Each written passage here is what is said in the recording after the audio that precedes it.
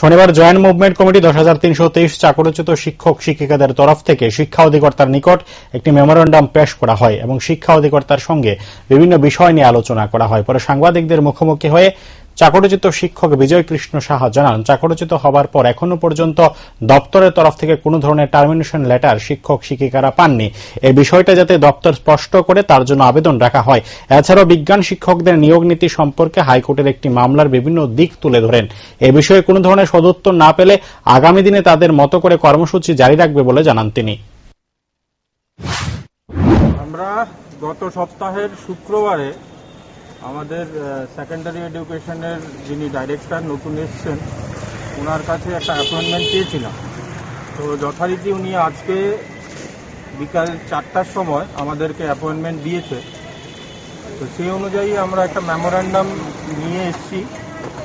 ম্যাডামের সঙ্গে কথা বলবো, কথা বলে এই মেমোরেন্ডামটা ওনার হাতে দেব।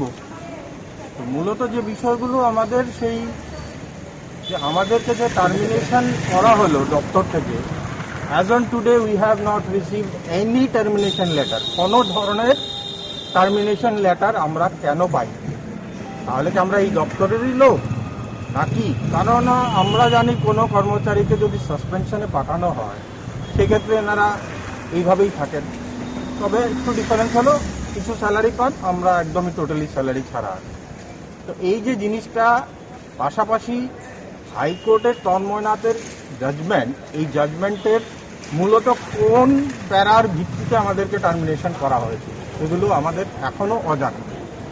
127-এর ব্যাখ্যা এখনো আমরা জানি না। দ্বিতীয় যে বিষয় খুব গুরুত্বপূর্ণ, ইদানিংকালে রাজ্য সরকার ক্যাবিনেটে একটা গুরুত্বপূর্ণ সিদ্ধান্ত নিয়েছে 2012 সালে শিক্ষকদের, বিজ্ঞান শিক্ষকদের রেগুলারাইজেশনের বিষয়টা নিয়ে। আমাদের একটাই বক্তব্য, এই 2012 সালের মধ্যে এরকম 37 জন শিক্ষক আছেন যেনারা 2010 সালে আমাদের বিরুদ্ধে তৎকালীন সময়ে 2003 সালের রিক্রুটমেন্ট পলিসিটা ইলিগেল বলে হাইকোর্টের দ্বারস্থ হয়েছিলেন। যার সুবাদে এই পলিসিটাকে ত্রিপুরা হাইকোর্ট আনকনস্টিটিউশনাল ডিক্লেয়ার করেছে, ফলোড বাই সুপ্রিম কোর্ট। এখন প্রশ্ন হচ্ছে, এই পলিসিটাকে আনকনস্টিটিউশনাল ডিক্লেয়ার করার ফলে আজকে আমরা চাকরিচ্যুত। কিন্তু 2012 সালে এনারা অ্যাপয়েন্টমেন্ট পেয়েছেন, 2012 সালে একই পলিসিতে এরা অ্যাপয়েন্টমেন্ট পেয়েছেন।